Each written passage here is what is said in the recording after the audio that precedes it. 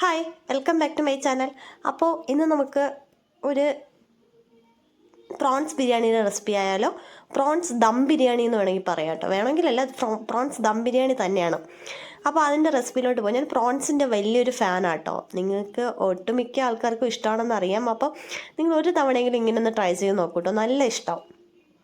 അപ്പോൾ അതിന് വേണ്ടിയിട്ട് ഞാൻ 1/2 കിലോ പ്രോൺസാണ് എടുത്തിട്ടുള്ളത്. കറക്റ്റ് ഡിസ്ക്രിപ്ഷനിൽ കൊടുത്തേക്കാം കേട്ടോ. കറക്റ്റ് മെഷർമെൻറ്റും കാര്യങ്ങളും ഞാൻ എല്ലാം ഡിസ്ക്രിപ്ഷനിൽ കൊടുത്തേക്കാം. അപ്പോൾ അതിലോട്ട് ഞാൻ കുറച്ച് മഞ്ഞൾപ്പൊടി, കുറച്ച് കാശ്മീരി ചില്ലി പൗഡർ. ഞാൻ ചില്ലി പൗഡറൊന്നും ഇതിൽ കൊടുത്തിരിക്കുന്ന എല്ലാം കാശ്മീരി ചില്ലി പൗഡറാണ് യൂസ് ചെയ്തിരിക്കുന്നത്. നിങ്ങൾക്ക് എരി കൂടുതൽ വേണമെങ്കിൽ നിങ്ങൾക്ക് 2 പൊടിയും കൂടെ യൂസ് ചെയ്യാം കേട്ടോ. എരിവുള്ളതും ഇല്ലാത്തതും കൂടെ, അല്ലെങ്കിൽ എരിവുള്ളതും മാത്രം നിങ്ങളുടെ ഇഷ്ടം. പിന്നെ കുറച്ച് ഗരം മസാലയും കൂടെ ഇട്ട് 1 മണിക്കൂർ ഒന്ന് ഫ്രിഡ്ജിലോട്ട് റെസ്റ്റ് ചെയ്യാൻ വെക്കുന്നുണ്ട്. ഫ്രീസറിൽ വെക്കേണ്ട, താഴെ വെച്ചാൽ മതി. അതിനുശേഷം ഞാനൊരു പാൻ അടുപ്പത്തോട്ട് വെച്ച് അതിൽ കുറച്ച് എണ്ണ ഒഴിച്ചു കൊടുക്കുന്നുണ്ട്. കുറച്ച് ഉള്ളി നല്ല തിന്നായിട്ട് കട്ട് ചെയ്തെടുത്തിട്ടുണ്ട്. എന്താ വിസ്തയോ അങ്ങനെ എന്തോ പറയത്തില്ല, ഇങ്ങനെ ഉള്ളി മൊരിയിച്ചെടുക്കാനായിട്ട്. അപ്പോൾ അത് ഉണ്ടാക്കാനായിട്ടായിരുന്നു ഞാൻ ഉള്ളി മൊരിയിച്ചെടുത്തിട്ടുണ്ട്. എടുത്തതിന് ശേഷം അതേ എണ്ണയിൽ തന്നെ ഞാൻ കുറച്ച് കിസ്മിസ്, അതായത് കാഷ്യൂനട്ടും കുറച്ച് റേസിൻസും കൂടി ഇട്ട് കൊടുക്കുന്നുണ്ട്. ഇട്ട് കൊടുത്ത് ഞാൻ അതും കൂടി ഒന്ന് മൊരിയിച്ചെടുക്കുന്നുണ്ട്. കുറച്ച് സമയം ഇട്ടാൽ മതി കേട്ടോ. കാഷ്യൂ ഇട്ട് ഒരു 2 മിനിറ്റ് കഴിഞ്ഞ്, 2 മിനിറ്റ് അല്ല, 2 സെക്കൻഡൊക്കെ കഴിഞ്ഞതിന് ശേഷം റേസിൻസ് ഇട്ടാൽ മതി. കാരണം റേസിൻസിന് പെട്ടെന്ന് തന്നെ അത് വീർത്ത് വരുമല്ലോ, നിങ്ങൾക്ക് അറിയാമായിരിക്കും. എന്നാലും ഞാൻ പറഞ്ഞതേ ഉള്ളൂ. പിന്നെ എണ്ണയുടെ കാര്യം, ഞാൻ എണ്ണ ഇവിടെ കോക്കനട്ട് ഓയിൽ തന്നെയാണ് കേട്ടോ യൂസ് ചെയ്തിരിക്കുന്നത്. വേറെ ഒരു ഓയിലും അല്ല യൂസ് ചെയ്തിരിക്കുന്നത്, കോക്കനട്ട് ഓയിൽ തന്നെയാണ് എല്ലാത്തിനും ഈ റെസിപ്പിയിൽ. ഓക്കെ, അപ്പോൾ അത് കഴിഞ്ഞിട്ട് ഞാൻ അതേ എണ്ണയിൽ തന്നെ നമ്മൾ ഈ പ്രോൺസ് ഇങ്ങനെ പുരട്ടി വെച്ച് ഫ്രിഡ്ജിലോട്ട് വെച്ചതിന് ശേഷം ഈ ഉള്ളിയൊക്കെ കട്ട് ചെയ്ത് ഉള്ളിയൊക്കെ മൊരിച്ചെടുക്കുമ്പോഴേക്കും ഇതിനുള്ള സമയമാവും കേട്ടോ. ഈ പ്രോൺസ് ഞാൻ അതേ എണ്ണയിൽ തന്നെ, വേണമെങ്കിൽ നിങ്ങൾക്ക് കുറച്ചുകൂടി എണ്ണ ഒഴിക്കാൻ ആവശ്യമുണ്ടെങ്കിൽ അതിൽ തന്നെ ഇട്ട് കൊടുക്കുന്നുണ്ട്. ഒരുപാട് മുങ്ങിക്കിടക്കേണ്ട ആവശ്യമൊന്നുമില്ല കേട്ടോ. ജസ്റ്റ് ഒന്ന് വേവിച്ചെടുക്കുക, അത്ര തന്നെ. ഡീപ്പായിട്ട് വേവിക്കേണ്ട ആവശ്യമില്ല. അറിയാമല്ലോ, പ്രോൺസ് അങ്ങനെ റബ്ബർ പോലെ ആയിപ്പോവും.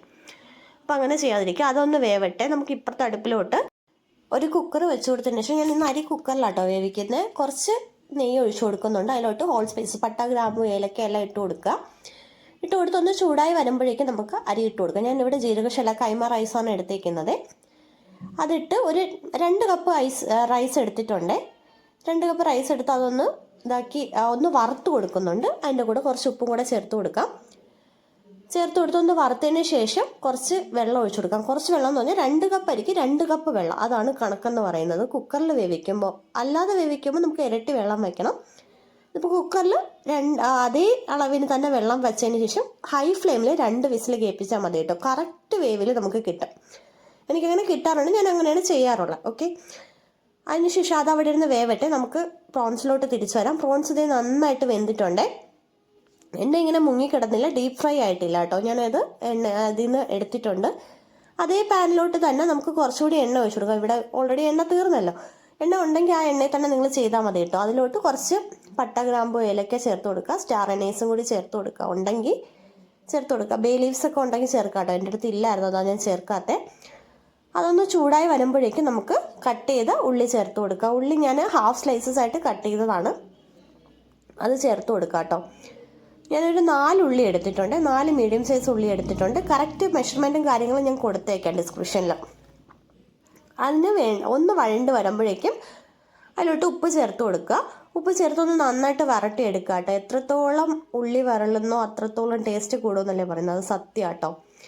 നന്നായിട്ട് വരട്ടിയെടുക്കുക. ഞാൻ ഈ സ്പൈസസ് ഇടുമ്പോൾ, ഹോൾ സ്പൈസസ് ഇടുമ്പോൾ പെരിഞ്ജീരകം ഇടണം കേട്ടോ. ഞാൻ അതിൻ്റെ കാര്യം വിട്ടുപോയി, ഞാൻ ഇപ്പോഴും ഇട്ട് കൊടുക്കുന്നത്. നിങ്ങൾ ഹോൾ സ്പൈസസ്, പട്ട, ഗ്രാമ്പു, ഏലക്ക ഇടുമ്പോൾ പെരിഞ്ജീരകം കൂടെ ഇടാൻ ശ്രദ്ധിക്കുക. ഓക്കെ, അത് കഴിഞ്ഞതിന് ശേഷം ഈ ഉള്ളി വരണ്ട് വരുമ്പോൾ നമുക്ക് ചെറുതായിട്ട് കട്ട് ചെയ്ത ടൊമാറ്റോയും 2 പച്ചമുളകും കൂടി ഇട്ട് കൊടുക്കുക കേട്ടോ. പച്ചമുളകും കൂടി ഇട്ട് ഒന്ന് നന്നായിട്ട് അതിൻ്റെ ടൊമാറ്റോ ഒന്ന് വെന്ത് വരുമ്പോൾ നമുക്ക് കുറച്ച് ജിഞ്ചർ ഗാർലിക് പേസ്റ്റ് ചേർത്ത് കൊടുക്കാം. ഞാനിവിടെ റെഡിമെയ്ഡ് മേടിച്ചതാട്ടോ. നിങ്ങൾക്ക് വീട്ടിലുണ്ടാക്കിയതാണെങ്കിൽ അങ്ങനെ ചേർത്ത് കൊടുക്കാം. എനിക്ക് സമയമില്ലാത്തതുകൊണ്ട് ഞാൻ പുറത്ത് മേടിച്ചതാട്ടോ. അതിനുശേഷം നമുക്ക് അതിലോട്ട് അതൊന്ന് വരണ്ട് വരുമ്പോൾ നമുക്ക് അതിലോട്ട് പൊടികളൊക്കെ ചേർത്ത് കൊടുക്കാം. മല്ലിപ്പൊടി, മുളക് പൊടി കാശ്മീരി ചില്ലി പൗഡറാണ്. നിങ്ങൾക്ക് ഏതെന്ന് വെച്ചാൽ അത് ചേർക്കാം കേട്ടോ. പിന്നെ മഞ്ഞൾപ്പൊടി ചേർത്ത് കൊടുക്കുന്നുണ്ട്. അതിനുശേഷം ഗരം മസാല ചേർത്ത് കൊടുക്കുന്നുണ്ട്. ഗരം മസാല കുറച്ച് കൂടുതൽ ചേർത്ത് കൊടുക്കുക കേട്ടോ. ചിക്കൻ മസാല ഉണ്ടെങ്കിൽ അതും ഈ സമയത്ത് ചേർത്ത് കൊടുക്കാം. അതിനുശേഷം കുറച്ച് കുരുമുളക് പൊടിയും കൂടെ ചേർത്ത് കൊടുക്കുന്നുണ്ട്. എന്നിട്ട് നന്നായിട്ട് അതിൻ്റെ പച്ചമണം മാറുന്നത് വരെ ഒന്ന് വരട്ടി കൊടുക്കുക കേട്ടോ. ഇതേ കണ്ടോ, നല്ലതായിട്ട് പച്ചമണമൊക്കെ മാറി വന്നിട്ടുണ്ട്. അതിലോട്ട് ഞാൻ കുറച്ച് പുതിന ഇലയും കുറച്ച് മല്ലിയിലയും കൂടി ചേർത്ത് കൊടുക്കുന്നുണ്ട്. അതും കൂടി ചേർത്ത് നന്നായിട്ടൊന്ന് വരട്ടി കൊടുക്കുക കേട്ടോ. ഈ മല്ലിയിലയും പുതിനയിലയൊക്കെ പ്രത്യേക ഒരു ഫ്ലേവർ തരുന്നതായിട്ട് എനിക്ക് തോന്നിയിട്ടുണ്ട്. അതാ ഞാൻ അതും കൂടെ ചേർത്ത് കൊടുക്കാൻ പറഞ്ഞേ. അത് നന്നായിട്ട് വരട്ടി എടുത്തതിന് ശേഷം ഒരു നാരങ്ങയുടെ പകുതി എടുത്ത് ഒന്ന് പിഴിഞ്ഞ് ചേർത്ത് കൊടുക്കുക കേട്ടോ. പകുതി മതി, കാരണം പുളി ടൊമാറ്റോയ്ക്ക് പുളി ഒട്ടും ഇല്ലാന്നുണ്ടെങ്കിൽ ഒരു നാരങ്ങ ചേർത്ത് കൊടുക്കാം. ഞാനിപ്പോൾ പകുതി ചേർത്തിട്ടുള്ളൂ കേട്ടോ. അതും കൂടി ചേർത്ത് നന്നായിട്ടൊന്ന് ഇളക്കി കൊടുക്കുക. ഇളക്കി കൊടുത്തതിന് ശേഷം ഈ കോക്കനട്ട് മിൽക്ക് എന്ന് പറയുന്ന ഇതിൻ്റെ മെയിൻ ഇൻഗ്രീഡിയൻ്റ് ആട്ടോ. അതായത് 1 പാലാണ് ഞാൻ എടുത്തേക്കുന്നത്. അത് ചേർത്ത് കൊടുക്കുക. ചേർത്ത് കൊടുത്ത് ഒന്ന് ഇളക്കി കൊടുത്തിട്ട് നമുക്ക് ഫ്രൈ ചെയ്ത് വെച്ചിരിക്കുന്ന പ്രോൺസും കൂടി അതിലോട്ട് ചേർത്ത് കൊടുക്കുക കേട്ടോ. ഒന്ന് തിളച്ച് വരുമ്പോഴേക്കും ആ ഫ്രൈ ചെയ്ത് വെച്ചിരിക്കുന്ന പ്രോൺസ് ചേർത്ത് കൊടുത്താൽ മതി. ചേർത്ത് കൊടുത്ത് നമുക്ക് അതും കൂടെ ഒന്ന് ഒരു 3 മിനിറ്റ് 3 മുതൽ 5 മിനിറ്റ് അത്രയും ഒന്ന് അടച്ചു വെച്ച് ഒന്ന് വേവിക്കുക. കാരണം പ്രോൺസ് ഓൾറെഡി വെന്തതാണല്ലോ, അതുകൊണ്ട് ഒരുപാട് വേവിക്കേണ്ട ആവശ്യമില്ല. അത്രേ ഉള്ളൂ കേട്ടോ. നമ്മുടെ ദമ്മിടേണ്ട സെറ്റപ്പെല്ലാം റെഡി ആയിട്ടുണ്ട്. ചോറ് വെന്ത് നല്ല കറക്റ്റായിട്ട് വെന്ത് വന്നിട്ടുണ്ട്, കണ്ടല്ലോ. അപ്പോൾ നമുക്ക് ഈ പ്രോൺസ് ആയതിൻ്റെ കൂട്ടത്തിൽ ചോറും ആയല്ലോ. അപ്പോൾ നമുക്ക് ദമ്മിടാം അല്ലേ. ഇനി ദമ്മിടാനായിട്ട് നമുക്ക് ഈ പ്രോൺസ് എല്ലാം ഓൾറെഡി കുക്കായ പ്രോൺസ് ആണ്. അപ്പോൾ നമുക്ക് അതെല്ലാം കൂടി ഒന്ന് മിഡിലോട്ട് ആക്കി കൊടുക്കാം. ആക്കി കൊടുത്തതിന് ശേഷം നമുക്ക് ചോറ് അതിലോട്ട് ഇട്ട് കൊടുക്കാം കേട്ടോ. ചോറ് നല്ല കറക്റ്റ് അതായത് ഞാൻ പറഞ്ഞ അതേ മെഷർമെൻറ്റിൽ വെക്കുകയാണെങ്കിൽ നിങ്ങൾക്ക് കുക്കറിൽ പെട്ടെന്ന് തന്നെ വേവിച്ചെടുക്കാൻ പറ്റും കേട്ടോ ചോറ്. അതിനുശേഷം നമുക്ക് അതിലോട്ട് ദമ്മിടുന്ന പ്രക്രിയ നിങ്ങൾക്കറിയാമല്ലോ. കുറച്ച് മിൻറ്റ് ലീവ്സും കുറച്ച് മല്ലിയിലയും. ഇവിടെ ആർക്കും അങ്ങനെ മിൻറ്റ് ലീവ്സ് ഒരുപാട് ഇങ്ങനെ ഇടുന്ന ഇഷ്ടമില്ല കേട്ടോ ഫ്രണ്ടിൽ. അതുകൊണ്ട് ഞാൻ കുറച്ച് ഇട്ടിട്ടുള്ളൂ. നിങ്ങൾക്ക് ആവശ്യം പോലെ ഇട്ടതിന് ശേഷം നമ്മൾ ഫ്രൈ ചെയ്ത് വെച്ചിരിക്കുന്ന ഓണിയനും കാഷ്യൂസും ഉണക്കമുന്തിരിയും കൂടി ഇട്ട് കൊടുക്കുക കേട്ടോ.